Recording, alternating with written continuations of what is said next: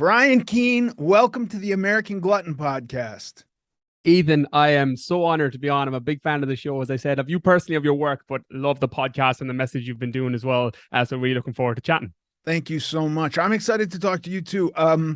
There's a bunch of stuff I'd love to talk to you about, but like the thing that hits me first that I want to talk because you wrote a book about it is mindset. And I think, like honestly, I've lost weight on lots of different diets, and I've had semi long-term success, but actual like the only point that I came to where I was like, oh, I woke up one day and was like, oh, this is it. Now that doesn't mean I can relax and stop doing this. This is still work, but it really was almost entirely wrapped up in perspective and mindset. And I'd love to hear what you say about that because honestly, I'm not totally sure how I could tell somebody to change their mindset. It's like a very tricky thing to change, I think.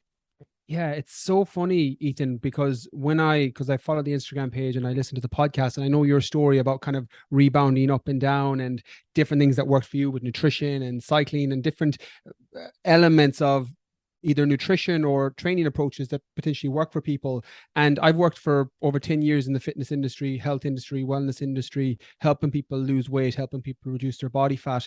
And the reason I talk about mindset so much is because most people, I would say 90 to 95% of people know that if I move more, if I eat well, if I eat less poor quality food, I'll probably lose a little bit of weight. So a lot of us know what to do. It's so the education isn't the issue. It's the application that's the problem. And that's all about your mindset and how you approach it. And when I started off as a personal trainer first, way back when, 10 years ago, 11 years ago at this stage, a lot of my clients knew that, well, I should join a gym. They had that box ticked. They're like, I should probably go to the gym, or I should do some workouts at home, or I should lift some weights, or I should do something active. And I should make a little bit more effort with my food. But then the weekend would come and they'd fall off track completely.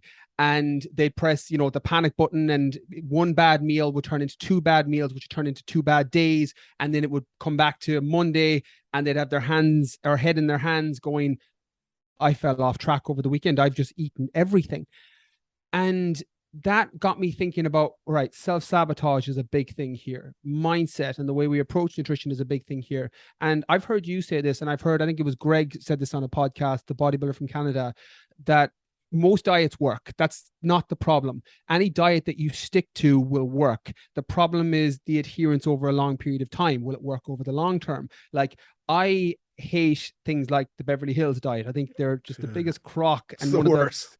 It's the worst, but it can work for some people if it puts them into a calorie deficit. The problem is it doesn't work the long term. There's a rebound effect. There's a down regulation in certain hormones. There's nutrient deficiencies that come with that. All of these hosts of problems. So what I generally get people to consider when it comes to their mindset is there's only 3 things you need to figure out when it comes to a nutrition or a diet plan for you. And we can unpack it as we go, but do you have a diet plan that's in alignment with your goals? First and foremost, weight loss, fat loss, building muscle, body composition change. Does it fit into that first and foremost? Secondly, does it fit into your lifestyle and schedule? Are you able to stick to this over the long term? Because certain plans, the reason why I think intermittent fasting works so well for some people, I know Kevin Smith was talking about this on your podcast, is because most people can do it. It's quite easy to not eat food in terms of once you get over from that carb burning, glycotic state to fat adapted state, it's relatively straightforward to follow. So if it fits into your lifestyle and schedule, that'll help. And it has to, in my view, include foods that you enjoy. Like, you can eat chicken and broccoli all day long, but you can only do that for maybe a week, maybe 2 weeks, maybe a month or 2 if you're really disciplined and preparing for a bodybuilding show or a bikini competition or, a movie role where you have to look a certain way by a certain date.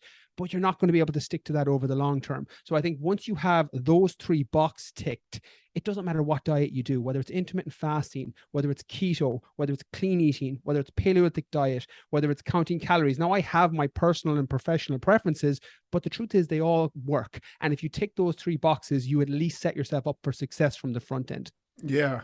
Do you think, like, I'm sometimes frustrated, and listen, I'm coming at this from the lens of massive weight loss, right? So I'm not a Mhm. guy who needed to lose 20 pounds. I needed to lose hundreds of pounds. And so I'm mostly thinking about and empathetic to people who, and listen, I haven't been to England since before the pandemic. You guys are not as big as we are over here in America. Mhm. There aren't, I mean, I'm sure there's some, but I think the average isn't the same. Like we have this morbid obesity craze now where you're seeing like lots of 400-pound people. When I was a kid, there were not lots of 400-pound people. And so I think about diets like keto where I go like, yeah, that's an easy diet for me to follow. I'm satiated and I like fatty food, so that's easy. But when I think about losing 200 pounds on keto, it there's some misconceptions that are being sold to people who are doing diets like that. So that's frustrating to me. Where if you eat the same thing, there's going to come a point where you're not losing weight anymore, right? If you don't adjust the energy you put into your body. And so I do think that there is some extra education that's missing from some of these diets. Like, yeah, listen, you can lose lots of weight and have fat being the majority of the energy you're intaking, but you could do that with anything. You could have Yep. carbohydrates be the majority, and as long as you're in some kind of a energy deficit or balance, you're going to lose weight. So again, I agree with you. The diet doesn't really matter, but I do think like I've talked to people, man, who are just like, it does not matter what or how much you eat. If it's in my 4 hour intermittent fasting window, I will not gain weight. And that's just not true, No. you know? That's the I think, and this is where there's so many misconceptions out there, and I'm a certified nutritionist, so when I hear somebody saying you can eat as much as you want, as many calories as you want within a window, I'm like, you can't go against the first law of thermodynamics. Like, it's energy in and energy out. The foundation, bottom of the pyramid of prioritization for fat loss is an energy deficit, caloric deficit. And like, again, I'm not a calories in, calories out coach. I think they're not all created equal. Of course, broccoli is going to be very different from a chocolate bar in terms of the nutrients in the food and the satiation element and the phytonutrients, etc. But you can't get away from energy expenditure and calorie expenditure. If you're consuming too many calories, it doesn't matter if that's in 4 hours, 8 hours, 12 hours, 20 hours. Too many calories are too many calories on a fat loss plan.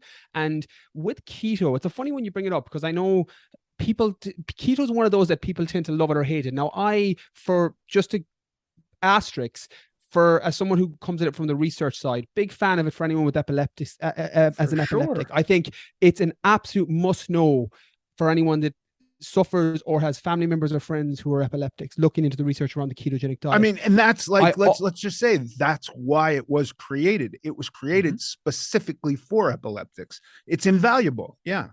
Yeah. And I think the other side of that, and I do ultra endurance events. So I do a lot of ultra marathons, 100-mile ultra marathons, multi day ultra marathons. So I go into ketogenic states when I'm training for these races. As somebody that came from a sports background, I used to be a competitive bodybuilder. I was a professional fitness model, but transitioned out into the world of running and adapted my nutrition based on that.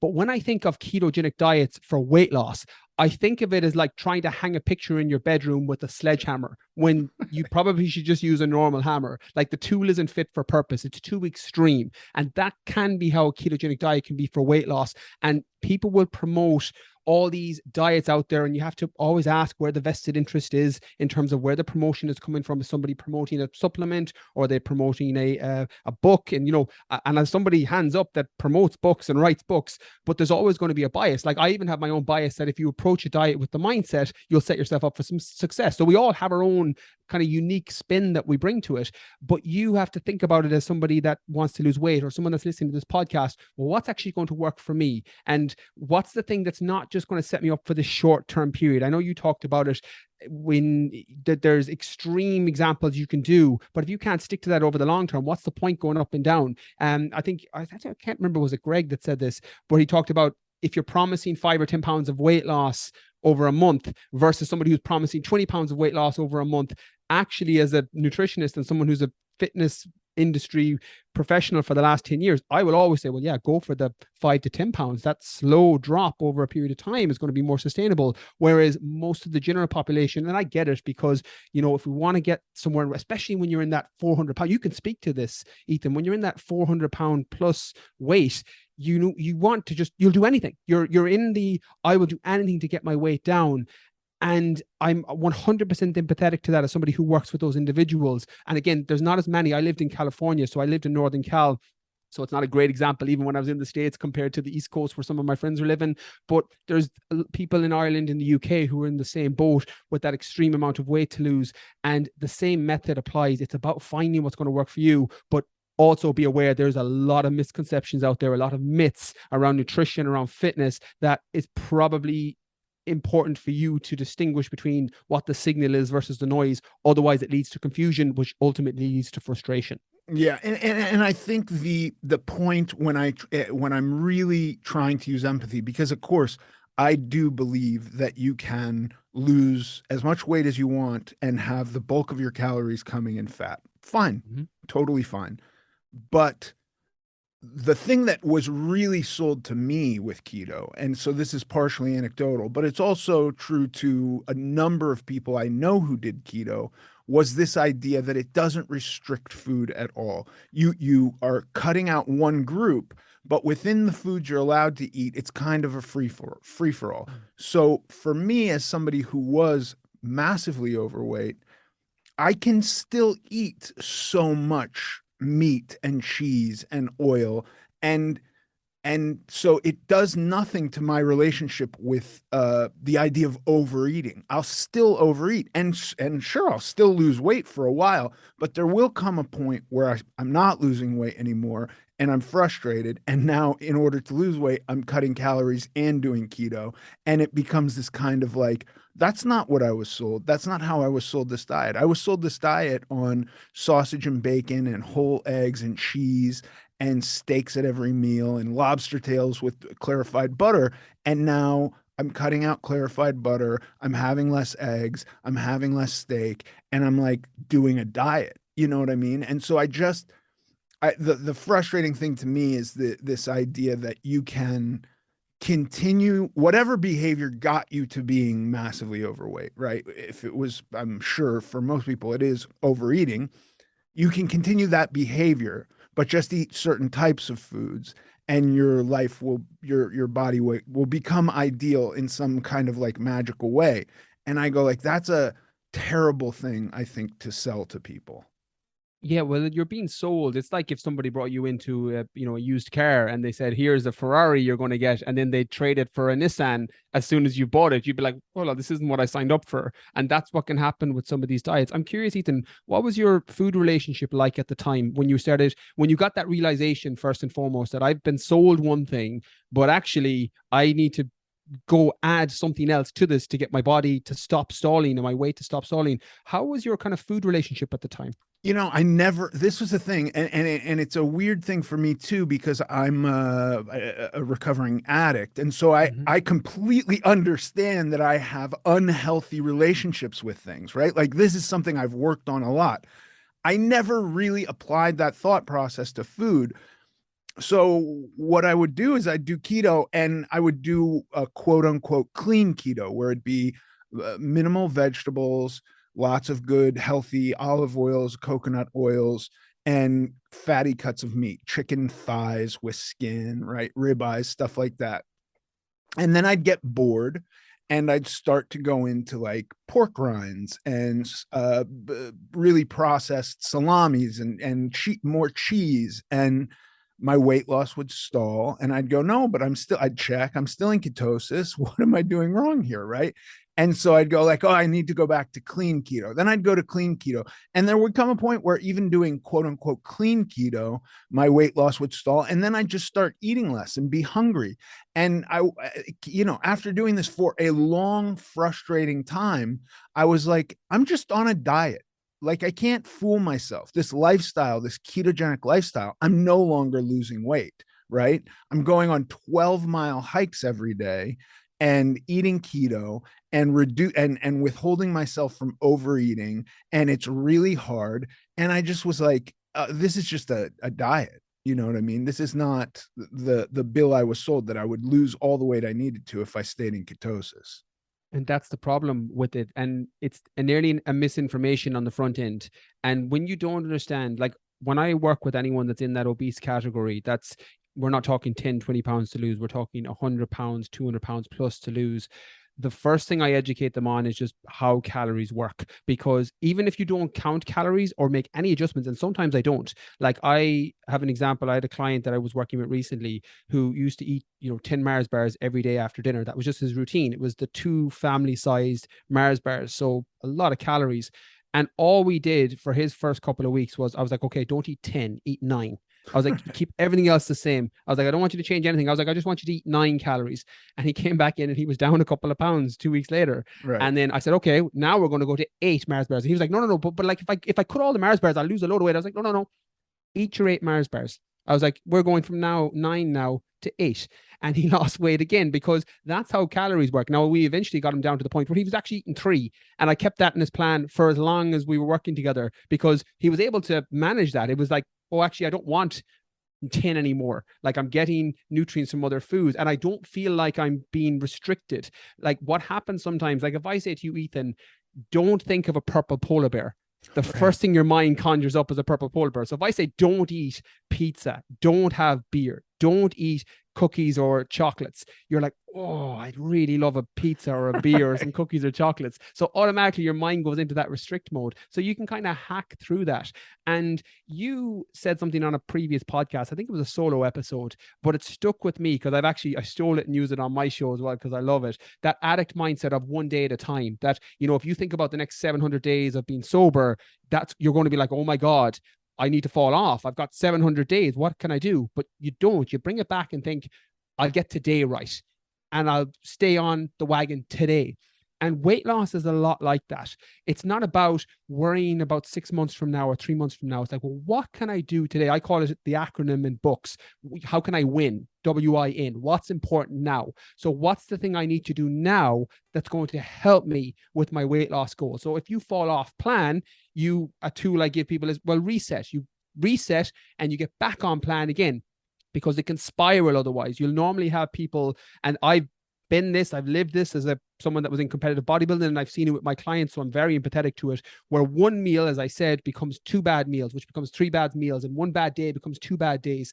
And I tell people it's like driving down the motorway or the highway, getting one flat tire, pulling in your car and slashing your other 3 tires because one went flat. That's the dietary equivalent of self-sabotage, where you have one bad meal and say, oh, actually, I call it, you can bleep it out, I call it pressing the fuck it button, where you go, fuck it, I've had one bad meal, the whole diet's gone, I'll start back on Monday.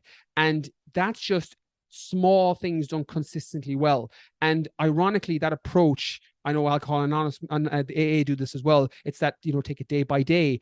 And, if you don't want to slip, don't go to slippery places. They're 2 things that I think apply heavily to weight loss as well. And it's just getting back on track, setting yourself up for getting today right, and not making those massive changes too soon. Like, I think that's where a lot of people fall off with diets, even the ones that are grounded in the most new science that's out there. If you make too many changes too soon, it's a recipe for failure. And small, seemingly in changes that wouldn't yield a massive amount of progress in today or next week, over a 6-month period done consistently well, will do that and will make those changes. And taking that long-term view can be helpful, which I know is difficult for people, and we can get into that, but I do think it's a success, and it's something that, you've spoken about when it comes to addiction, and I think it applies here to weight loss too. Yeah, it's so tricky because I don't want to say anything about getting clean and sober is easy. Nothing, it's not easy at all. However, I do find some comfort in abstinence. There is some part of me that assumes this identity of like, I'm a non-participant in those activities, right? I do not drink, I do not use drugs, and I don't judge people for doing them. I know lots of people who drink and consume alcohol, and I don't know of any junkies that I think very highly of, but I know people who use drugs and they still function and have great lives. And so I don't sit around judging them.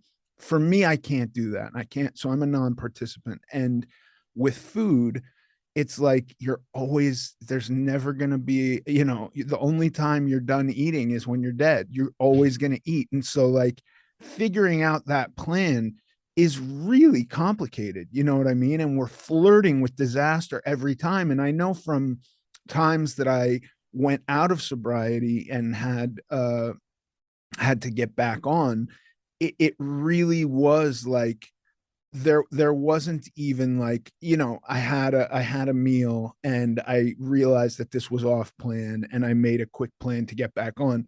A bender going out of sobriety could be life threatening, like, and I mean immediately, right? Anything with weight, it's like kind of the effects are kicked so far down the road that it's like you can rationalize it for a long time. So it just becomes complicated, but I totally agree with you. And I think it gets tied up with self-shame and stuff like that when we do something outside of what we had previously decided to do. It becomes hard to get back to what we were doing. It's that guilt shame spiral. I think ultimately, considering the emotions that come up either before you set off on a food binge, and again, I think anybody that goes down the road that you went down, sobriety, and anyone that has the inner power to do that, I think is just incredible. And I don't mean to downplay it in the comparison, just to give context. It's more to show that there's people out there who have done things that are different outside of weight loss, where there's tools that you could potentially apply within your own weight loss journey if it's something you're struggling with. But that guilt and shame spiral, it's such a all-consuming feeling with food. And I think that there's two opposite ends of a spectrum that can be helpful. One is building that self-esteem and that self-confidence, and the other is seeing that guilt and that shame when it comes up. And normally the first step, and again, there's better people out there to speak on, but I have been working with people with their mindset around food for a long period of time, so I can speak to my own area of expertise, but not demonizing yourself for going off plan or eating a quote unquote bad food. Now, I think the first step towards healing a food relationship is not separating food into good and bad categories. I think, a piece of broccoli is not going to save you from a burning building, and a cookie is not going to stab you down a back alley. Like, the morals we project onto food are our own internal things that we're projecting. Yes, there's food that's low nutrient, and there's foods that's low calorie, and there's foods that's high nutrient, and foods that's high calorie, and a combination of both. Broccoli's low calorie, high nutrient. A cookie is low nutrient, high calorie. But it doesn't make it bad or good. The context matters greatly. And the example that I give is, if you are somebody who is following a calorie plan. Let's just say you want to eat 2,000 calories, 2,500 calories, 3,000 calories, whatever it is. You're trying to lose weight and you want to count calories. That's the method you've decided, I'm going to do this, or a ketogenic diet, whatever it is you've decided. But in this context of calorie tracking, you want to have, a couple of chocolate bars, like the Mars bars from my client earlier. In this context of his overall plan, his goal was weight loss. He also had a goal of healing his relationship with food. And the 2 and 3 Mars bars every evening after his dinner supported that. So those foods now become, quote unquote, a good food in that context, because they were helping him hit his ultimate goal at the end. And what it also did was it rewired his relationship with the food and stopped separating them into the good and bad categories, which wasn't helping him and wasn't serving him, because he would eat those foods and guilt and shame would come up as a result of it, and then that spirals out of control. And the analogy I've used, it's like the Hulk in the Marvel movies, where he goes from Bruce Banner to the Hulk, where it's just somebody else has taken over, all the food in the fridge is gone, all the ice cream has been eaten, the whole packet of cookies has been eaten, and then you're like, at the end, geez, who did that? Jekyll and Hyde. Somebody else took over. And that's how it can feel. And that then grounding for that, and the foundation from that, from my experience of working with weight loss clients, is that guilt and shame. So rewiring that relationship is the first step. And then on the other side is your self-esteem and your confidence. And confidence is something that can be quite tricky to build around food relationships and around body composition. But ultimately, to build self-esteem and to build self-confidence, it's just repeatedly keeping small promises to yourself. And sometimes when you go off plan, you break that promise. But if you're in a net positive over time, where you said, I was going to go for that step count and I hit my step count today, or I was going to go to the gym and do my workout today, or I was going to pre-pack my lunch so that I wouldn't be reaching for the cookies at lunchtime in the office tomorrow or on set tomorrow. And you stuck to that. That's adding confidence over time. I like to picture it like a table. Like if you think about a table with one leg, you can knock it and shake it, and it's very easy to move back and forth.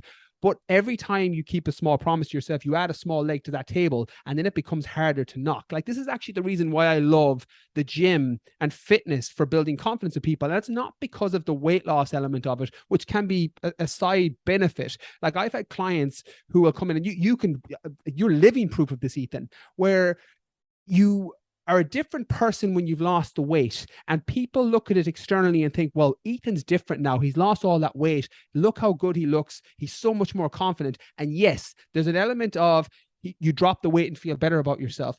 But it's not about that. It's about who you have to become in order to do that. You have to become somebody who has set these small goals for yourself each day, each week, each month, and had to do it consistently. It's why I love fitness in the gym, because you'll have somebody that comes in who isn't able to squat the bar or isn't able to bench press the bar.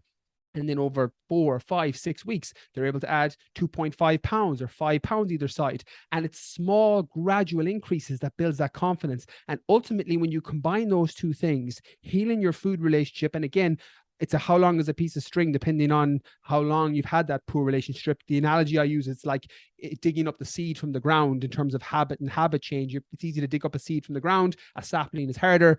It's friggin' hard to knock an oak tree, something you've been doing for 20 years. So if you have 20 years of poor food behavior, it takes longer to change that habit. But that guilt and shame, healing that relationship with food, mixed in with that self-esteem and confidence, from my experience on the mindset side, tends to be the long-term success recipe for most people with sustainable weight loss. Yeah, I think going back to what you said about good and bad in context, I think that's such a valuable thing, something really valuable to talk about, because you can find literally there's loads of people who will present what sounds like a well-researched, rational argument for why something is bad. And it's been done, in California, there's all kinds of wacky things, like cucumbers were bad for a while. I don't know if they still are. Maybe somebody still thinks cucumbers are poison, but like you got the carnivore doctor who goes around and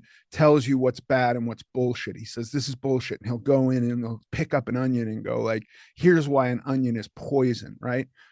And then he'll pick up an apple and go, here's why an apple is good. And I go like, well, the center of that apple's got cyanide in it. You know what I mean? Like, isn't that bad? Isn't cyanide bad? If you ate, 100 apple seeds at once, you might die of cyanide poisoning. Like, that's not good. That's not a good outcome.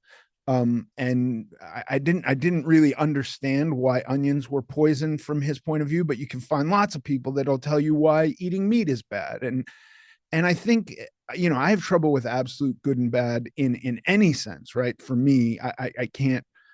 I think that context really, really matters a lot, but especially with food. A tablespoon of sugar, refined sugar, has under 50 calories. A tablespoon of oil has around 130 calories. Which is better? You know what I mean? What do you want out of it? Right before you work out, maybe you get more out of a tablespoon of sugar, right?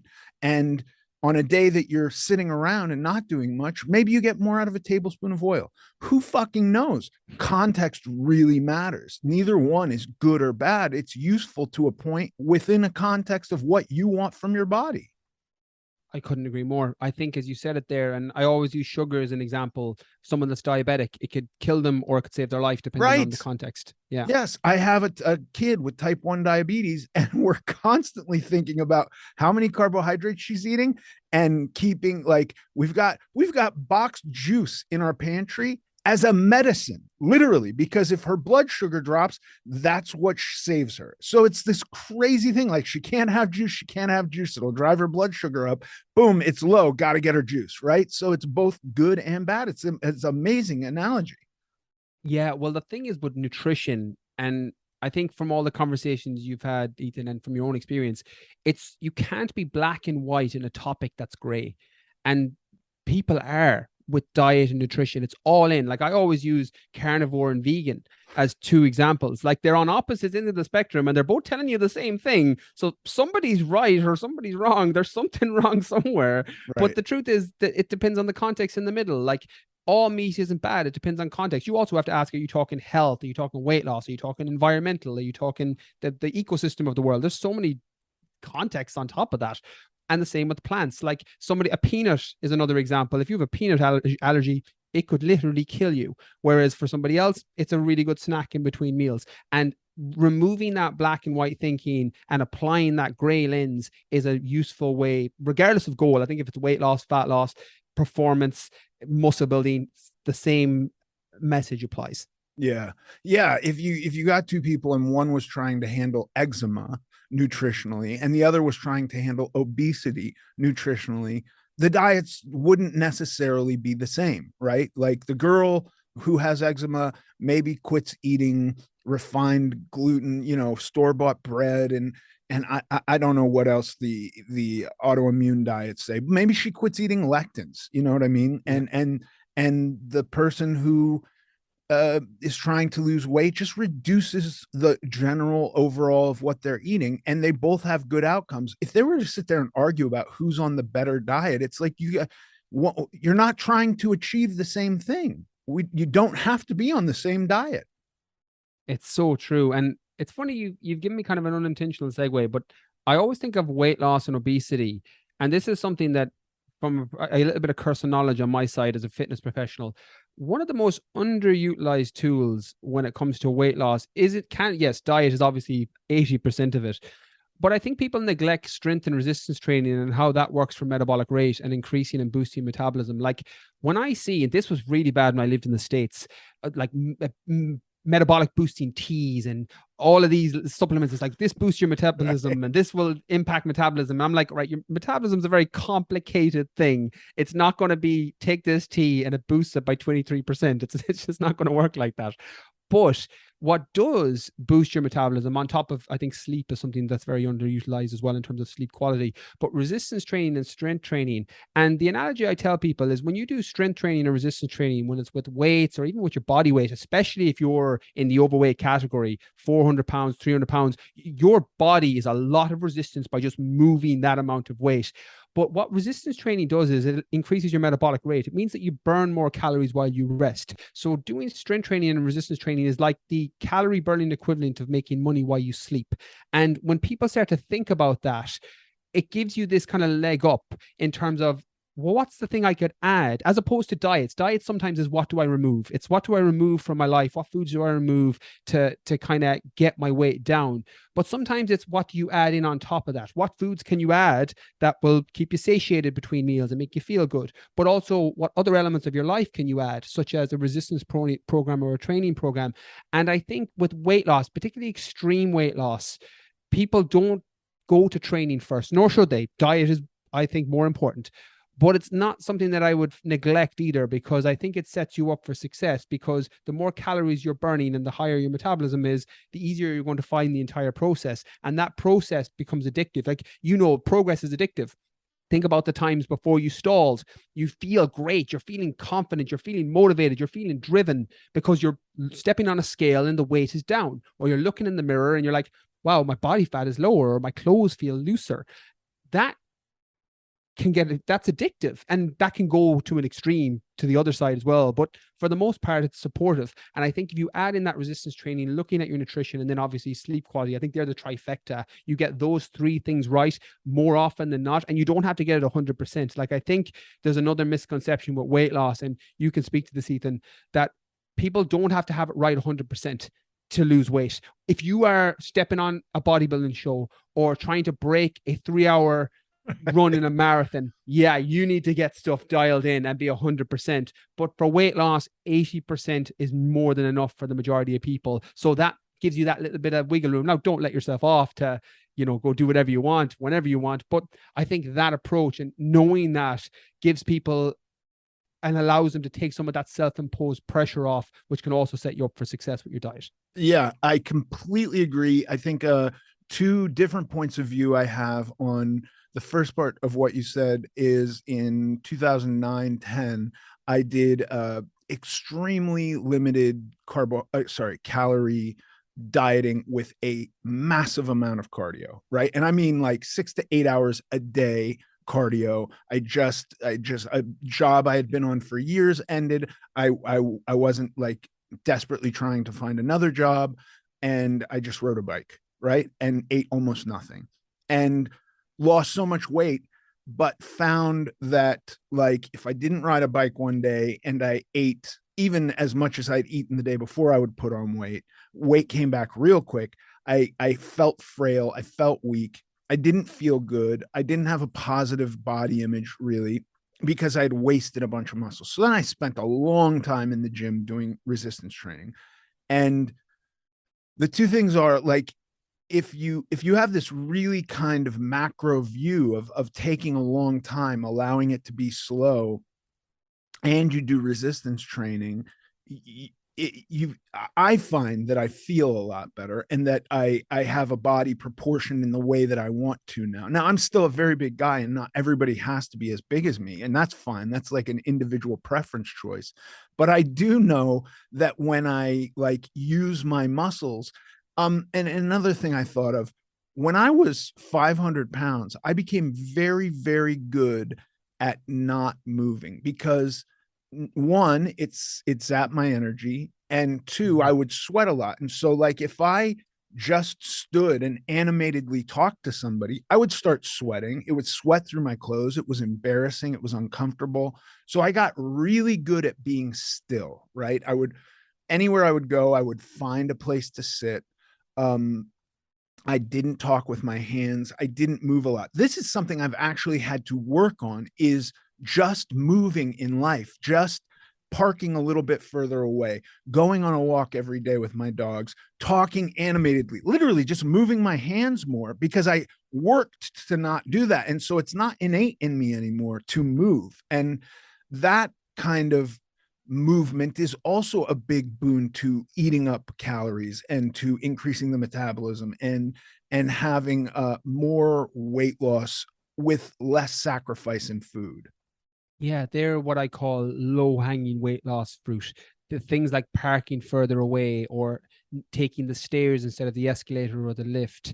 Those things all add up, particularly when you're 400 or 500 pounds, because that amount of weight that you're moving, like that is equivalent for some people. I remember one of my girls, when she came to me back when I used to do one-to-one personal training, all my clients are online now, but our entire first hour of our session, she was 350 pounds.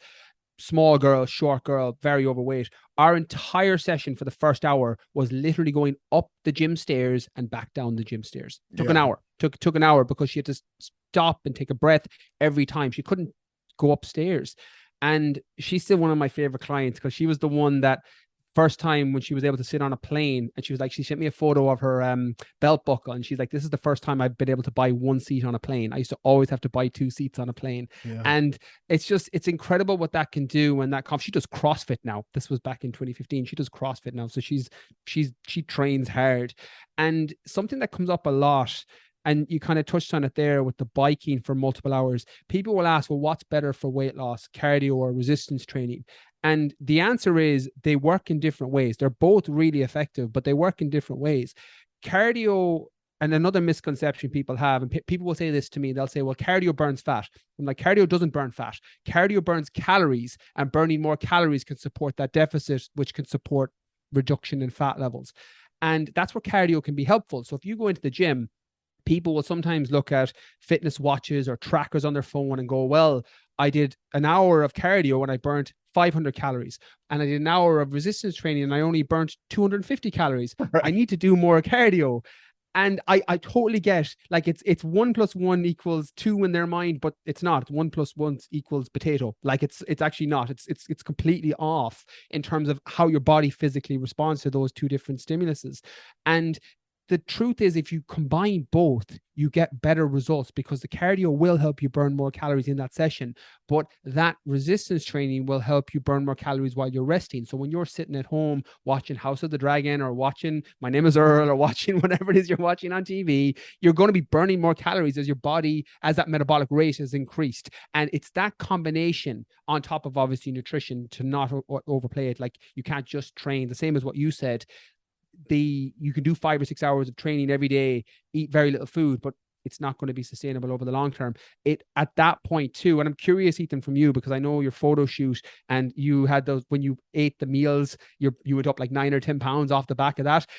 It's also important to establish, and I'm not talking for people who are 500 pounds, 400 pounds, but for the general person who's looking to look better, there's a big difference between weight loss and fat loss. They're two different things. Weight loss is reducing the numbers on a scale. Fat loss is reducing the amount of fat in your body. So sometimes people actually have a fat loss goal, but they're tracking weight loss and then they're getting annoyed or they're getting frustrated that they're not progressing. And they don't think about things like obviously stress, so cortisol, the amount of sodium or salt you've eaten, all of these things impact weight loss. Building lean muscle tissue on a resistance program can keep weight loss the same, although fat loss will go down. So if you're only tracking weight and you're not in that obese category, it can lead to frustration. The analogy I use, it's like tracking the number in your bank account to see how good you are in bed. I'm like, they're two different numbers. Right. Like, you need to track the correct metric based on what you're looking to achieve. So if fat loss is your goal, focus on that. Take your photos, look at your clothes, take your measurements, use your calipers. If weight loss is the goal, then, use the scale religiously as your tracking metric, or a combination of both. But I think that's an important differentiator to make as well. Just because I was curious, because I know it happened to you when you did the photo shoot where the weight went straight back up. Body fat obviously didn't climb in a day or two, but weight went up 9 or 10 pounds. Yeah, weight is a really tricky metric for me even to this day, right? Because even if I'm maintaining and I'm actively maintaining, if I get on the scale and see that my number is the same or up a pound, God forbid, if I had sodium the day before or excess sodium, it's devastating. The same number is devastating to me. I always want to be paid with a lower number. And that's not healthy. And I recognize that that's not healthy. And I have a conversation with myself like a crazy person almost every time I get on the scale. I prepare myself. I go, what if it's this? How am I going to react? What if it's this? How am I going to react? And then no matter what, I get a feeling when I get on the scale, and it's either a negative feeling or a positive feeling. And then I talk to myself about how this feeling is invalid and it doesn't matter. And I'm doing my program the correct way. And I need this feeling to go away because I cannot have this feeling like run my life. I just can't.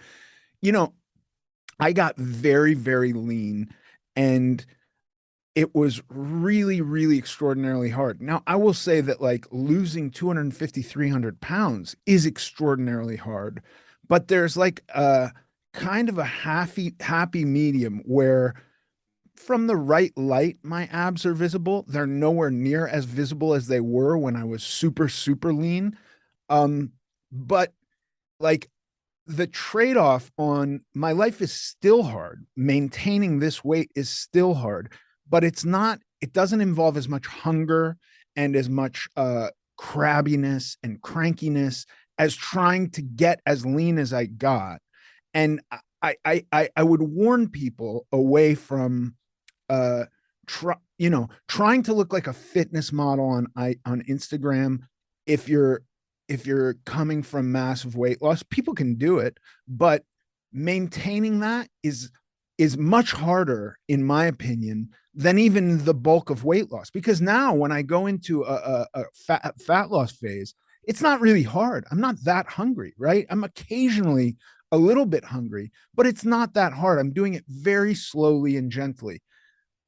When you get deep into single digit body fat percentages, and maybe people with like magical genetics don't experience this, it's really, really hard. And I just don't know that should be a great goal for people. Like when I got as lean as I did, there was a minute when I gained 9 pounds in a day where I was like, wait, no, I want to maintain this. And I realized like, that's not realistic for me. It's not the life. I'm a father. I'm a grandfather now. I can't maintaining that level of body fat percentage for a long time was just unrealistic. I think finding the sweet spot is key, because the problem with weight loss, and I think you can apply this to numbers in your bank account. I think anything that's number driven, particularly, is that I'll be happy when fallacy. I'll be happy when I lose 100 pounds. Oh, no, I'll be happy when I lose 110 pounds. No, I'll be happy when I lose 120 pounds. And that bar consistently moves. And it's very important to know that at some point you are going to either continue down that path of I need to lose more, more, more, more, or you need to establish, well, where's my sweet spot? Where's the part where I feel like actually I've got slightly visible abs at certain light. I feel good here. My energy is good. My sex drive is good. My sleep is good. My workouts are good. And I'm relatively healthy and I feel good here. Yes, I'm not as lean as I once was, but I'm also nowhere near as heavy as I once was. And there is a sweet spot. And I think it is important for people to think about. And the problem is, it's so easy in as hindsight bias when we look back. And I've done this in other areas of my life, more so with the body composition side, where I'm like, I'll be happy when I'm, 6% body fat and, 180 pounds. I'll be happy when I'm 190 pounds and 6% body fat. I went in the other way, just in a different part of body composition. And at some point, you can only figuratively get hit in the head with a hammer so often before you realize why your head hurts. And you're like, okay, I'm the problem here. My approach is the problem here. I need to take a new way of looking at this. And I think weight loss is important, that there is a sweet spot for everybody. And yeah, you might need to do what I did or what Ethan did to get there and find out for yourself. But you can also learn from our mistakes and set that sweet spot. When you get to the point where you're feeling good in how you look, you're not restricting massively. You can go out and have a meal with friends. You can have a couple of beers or have some wine, whatever it is you're into, and it doesn't impact your life quality. It's just about maintaining then, because I think, and you said it there, which I'm actually interested to hear your viewpoint on this, because I would have always said from my experience of working with clients that I've used the analogy of weight loss like pushing a tire up a hill, that it's really hard to push it up a hill, but it's actually relatively straightforward to keep it up there and easier to maintain. But you said maintaining is harder. Is that something you still find? You know, I it's not, I just don't want to trick anybody into the idea that it's immediately easy. Today, it's not hard at all. It's today, it's life. It's become life, and it's routine is super helpful. If I go and travel somewhere and I know that I've eaten more than I should have, or in portions that are not super according to what my maintenance plan is, then I get that back in order very, very quickly. So today it's not hard at all. But that was not very fast. It didn't come quickly. I had so many experiences with regaining weight that when I got very serious about maintenance, it was just as hard as any diet. In fact, harder, because I had this idea stuck in my head that now I'm not in a diet. Now I'm not on a diet anymore. And in fact, for me, eating according to maintaining my body size currently is dieting to some degree. I will kind of default to overeating.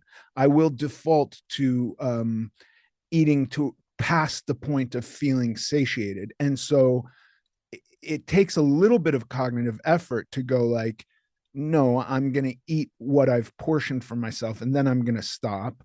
But that effort has lessened and lessened and lessened. And so, yes, I do agree as of today, but I've been doing this for a few years now. It's not something I'm really concerned with. I mean, it's something I'm definitely thinking about. I'm making different choices. I go to a restaurant and I look at the menu and, pasta carbonara jumps out at me as something delicious. That's the fattiest, carbiest meal I could think of, or a pizza. That's not stuff I really eat anymore. I try to get a fillet instead of a ribeye because it's leaner, or egg whites in the morning at a diner or something like that. I ask for my toast to not be buttered. These are choices I'm making now kind of instinctively that I had to really think about in the beginning. Yeah, I call them in books the right automatic food choice, when you just automatically reach towards a certain food after a certain level of conditioning. How long, Ethan, until that became your new normal, where this was kind of the automatic approach that you took with nutrition? It was obviously in the years, was it in the years bracket? Yeah, it was. I will say that the first iteration of it, I didn't know about apps. I didn't know about any of that stuff. So I had a book, Calorie King book, a paperback book, and I would go through it and I would weigh everything and I would measure everything. I don't weigh anything now. Nothing gets weighed now. I can eyeball a 4 or 8 ounce piece of chicken like it's nobody business. And then I don't care if I'm a little bit off one way or the other. You know what I mean? It doesn't matter. In the beginning, I was very exact. I was doing long math every day and I would write everything out and then I would get different figures and I would have to redo everything. And it was really tough. I think with apps and all the technology that's around today that either might have existed but doesn't exist quite in the iteration that it exists in today, it's probably a lot easier. I heard that they have a scanner and you can scan barcodes. That didn't exist, or I didn't know about that in the beginning. So, but it was kind of years before I was like, you know, I'm not really thinking about it. When I go to the grocery store, I'm buying leaner meats by default. I'm not thinking about it. I'm buying 0% Greek yogurt by default. You know what I mean? I'm buying lots of fruits and vegetables by default. And then that's what I'm eating primarily. And that's what's keeping me satiated. Um, but my instinct before was high fat, high carb. And so I find it easier for me to eat the quantities I want if they're leaner, if that makes sense to you. Yeah, 100%. And I think when it comes to weight loss, and using you as an example to where you are now from where you are starting and on that journey, aligning expectations is important. And what I call on my podcast and books, and I tell people, is the 0 to 1 principle. Going from 0 to 1 is so much harder than going from 1 to 10, meaning the start of any new journey and making it your new normal is always the most difficult part. But to use you as an example, as an inspiration for people who are struggling, at some point you will get into that 0 to 1, and then it's just fine tuning from that point onwards. But the beginning is always the most difficult part.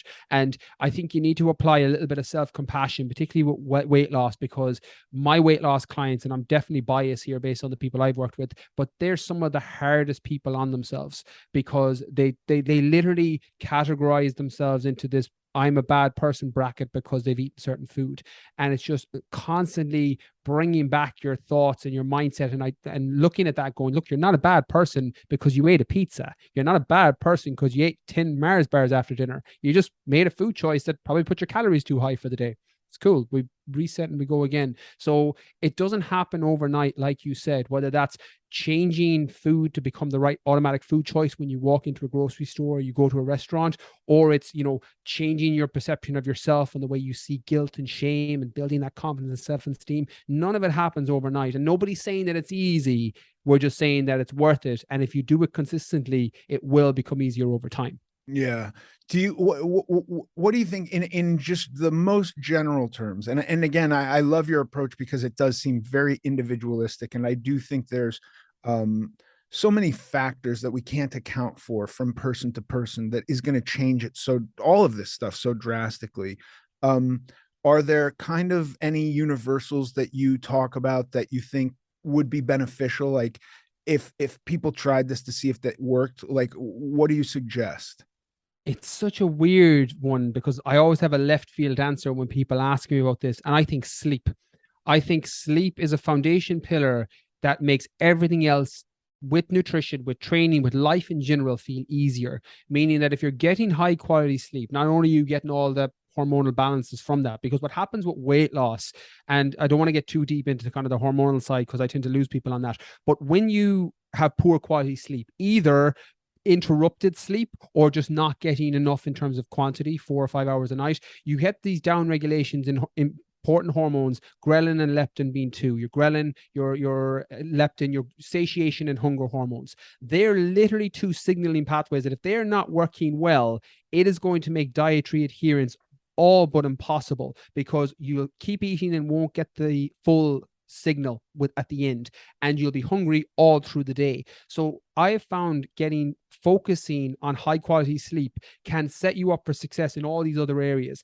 You also have, when it comes to weight loss in particular, what's called NEAT activity, non-exercise activity thermogenesis. That's what we talked about earlier. The parking further away, step counts, standing desks, moving more, fidgeting. All of these things are non-exercise activity thermogenesis. You also have sex in there, which is one of the fun ones. But gardening is also in there to go on both ends of the extreme, depending on where people are coming from and their own personal situations. But they're all NEAT activities, and they can go up. And if you are training or following a resistance program or any sort of gym program or home workout program, if your intensity in that workout is higher, you are either in a cardiovascular workout going to burn more calories because the intensity is higher, or you're going to create more resistance in the actual workout, tearing down more muscle fibers, which will further increase your metabolic rate. And that will help you burn more calories. And the foundation in which that can all be done is high levels of sleep quality. So I think if only on everything we talked about in today's podcast for people is look at your sleep quality. Now, these vary and individual needs vary. Like some people need 7 hours, some people need 8 hours, some people need 9 hours plus. There's no one set number, although 8 hours is that kind of best practice that people throw around. But the truth is, it's the same as calorie intake. Your calorie intake, Ethan, is different from mine, which is different from somebody else's. And sleep requirements are the same. Sleep requirements aren't always stable. So if you're training and working out and moving more, you're going to need higher levels of sleep than if you're just, lying and sitting on the couch all day because it's a rest day or a chill day. So that will change. So identify where you need, because sometimes people actually don't need as much as they think. Some people are like, I need 8 hours, and actually they get 7 and they feel better. And other side, people go up to 9 hours and they're like, actually, I need this to stay on top of my diet and to train well and to move well and to be productive and to be focused during the day in my career and my job and whatever it is I'm doing. So I think looking at your sleep quality, and not because I was the coach 6, 7, 8 years ago who was a traditional fitness coach. Training and nutrition were up here, and then sleep was down here, and then everything else was underneath it. But now I actually have sleep and nutrition side by side. I think training comes under that. It's the next level under. So looking at sleep quality, I think, is an important weight loss potential tool to use, but also for any body composition change, whether it's building muscle or just performance in general. I think it's very underutilized, and it's probably a conversation more people need to have when it comes to weight loss.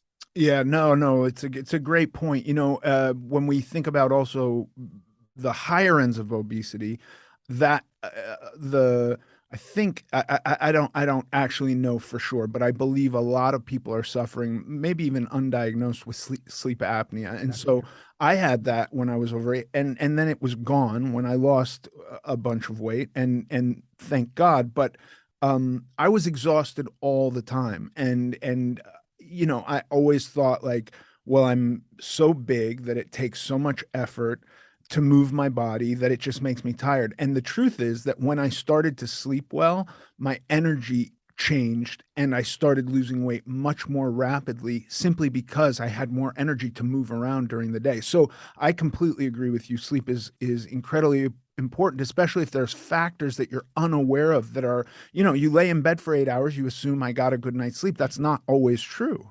Mm-hmm. That's Yeah. it. And that subjective, I've been in bed for 8 hours, that should tick a box. Sometimes you'd actually be better getting 6 hours of uninterrupted sleep than 8 hours where you're waking up every 90 minutes to, turn over or go to the toilet or just whatever it is. And there's a really good book that I like. There's two, and, Matthew Walker does incredible work on this. And Nick Littlehales, they both have books, Why Do We Sleep or How Do We Sleep? And Nick Littlehales is sleep. His is on the 90-minute REM cycles and napping through the day, if that's something you need to use as a tool, which can be helpful. And I think just a slight, you don't need to go too much into the weeds with this, but as you said, just because you're lying in bed for 8 hours doesn't necessarily mean you got that high quality sleep. So you're not necessarily getting the benefit. It's the same as going to the gym. You can go to the gym for 3 hours, but if you're on Instagram for 2.5 hours, you didn't do a 3-hour workout. So, it's just keeping that in mind. Yeah. Amazing. Brian, thank you so much. This has been a really cool conversation. Pleasure was all mine. Absolute honor to be on, Ethan. And thank you so much again for having me.